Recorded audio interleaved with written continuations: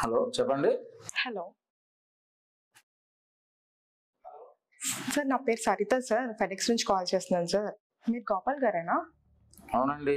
మీరు ఫెడెక్స్లో ఒక courier book చేశారు కదా సార్, దాని గురించి మాట్లాడడానికి కాల్ చేశాను సార్. ఫెడెక్స్ అలాంటిది ఏం లేదండి. అండ్ కొరియర్ నేను ఎప్పుడు బుక్ చేయలేదు. సార్, మీరు గోపాల్ విశాఖపట్నం సీతందారే కదా సార్? అవునండి. సార్, మీ పేరు మీద ఒక కొరియర్ బుక్ అయింది సార్, దాని గురించి మాట్లాడడానికి కాల్ చేశాం సార్. మా రిప్రజెంటేటివ్ కనెక్ట్ చేస్తున్నాం, మీరు ఒకసారి చెక్ చేయండి సార్. చేయండి.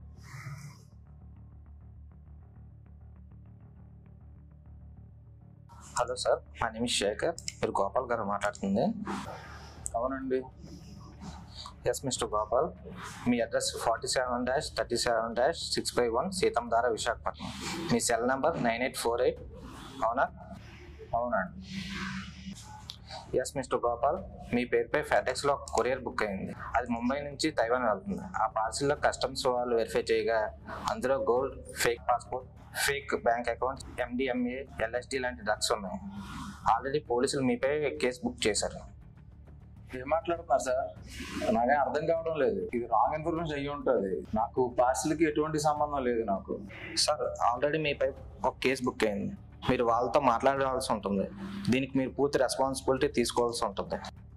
సార్, నాకు చాలా టెన్షన్గా ఉంది సార్. నాకు పార్సిల్ ఏ సంబంధం లేదు నాకు.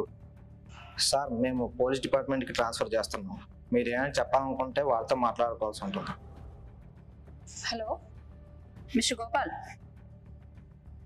మీ మీద కేసు రిజిస్టర్ అయిందండి. Illegal weapons, drugs, fake passport, gold, ఇది చాలా పెద్ద కేసు. మీరు వెంటనే ముంబైకి వచ్చి మమ్మల్ని కలిస్తే మంచిది, లేదా మా డిపార్ట్మెంట్ మీ దగ్గరకు వస్తుంది. అయినా నాకు ఆ పార్సిల్ ఎటువంటి సంబంధం లేదు. అలా అంటే కుదరదు సార్. ఇది మామూలు కేసు కాదు, ఇంటర్నేషనల్ కేసు. మీరు రాలేనంటే ఆన్లైన్ ఇన్వెస్టిగేషన్ చేస్తాం. ఆన్లైన్ ఇన్వెస్టిగేషనా? మీరు మా ఇన్వెస్టిగేషన్కి సహకరించాల్సి ఉంటుంది, లేదంటే ఇది ఇంకా పెద్ద సమస్య అవుతుంది సార్. సార్ మీతో మాట్లాడతారు, వారి ఐడి కూడా మీకు సెండ్ చేస్తున్నాను చూడండి. స్వామి, ఒకసారి నా ఐడి చూడండి. ఇప్పుడు నేను మీకు ఒక స్కైప్ ఐడి సెండ్ చేస్తున్నాను. మీరు స్కైప్లో నాతో మాట్లాడండి. నమస్తే సార్. నాకు ఆ పార్సిల్కి ఎటువంటి సంబంధం లేదు సార్. నన్ను వదిలేండి సార్ కొంచెం. గోపాల్, మీరు చెప్పింది నిజమైతే మాకు సహకరించండి. మేము మిమ్మల్ని అబ్జర్వేషన్లో పెడుతున్నాం. మీరు ఒక రూమ్లోకి వెళ్ళిపోండి. ఈ విషయాలు ఎవరితో డిస్కస్ చేయకూడదు, ఎవరితోని మాట్లాడకూడదు. మేము మీకు వచ్చే కాల్స్ని, మీ బ్యాంక్ అకౌంట్స్ని అబ్జర్వేషన్లో పెట్టాము. ఓకే సార్, మీరు చెప్పినట్టు చేస్తాం.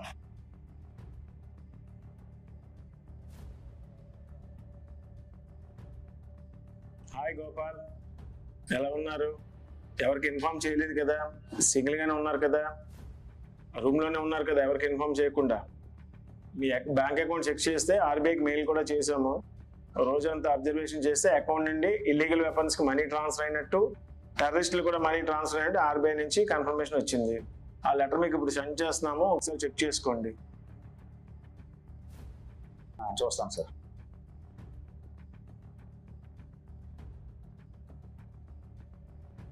సార్, ఎక్కడో తప్పు జరుగుతుంది సార్.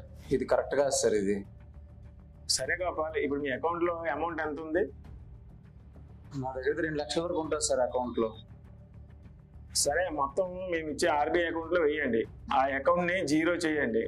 అప్పుడు మీ అకౌంట్లో ఏమైనా ట్రాన్సాక్షన్ జరిగితే ఆ అకౌంట్లో వాళ్ళు హ్యాక్ చేసేది మాకు అర్థమవుతుంది. RBI ఆ ప్రాబ్లమ్ సాల్వ్ చేసి మళ్ళీ మీ అకౌంట్కి డబ్బులు మొత్తం రిఫండ్ చేస్తుంది. RBI కన్ఫర్మేషన్ లెటర్ని మీకు సెండ్ చేస్తుంది, ఒకసారి చూడండి.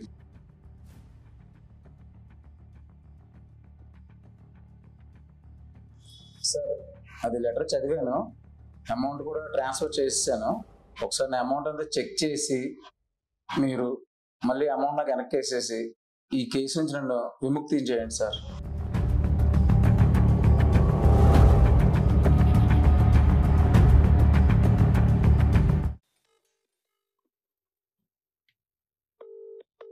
I'm sorry, but the person you've called is not available.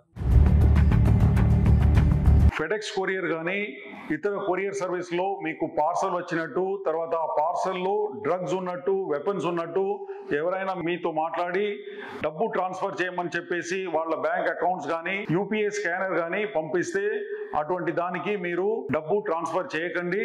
వెంటనే 1930 ఫోన్ చేసి ఈ డీటెయిల్స్ అన్ని ఇంటిమేట్ చేయండి.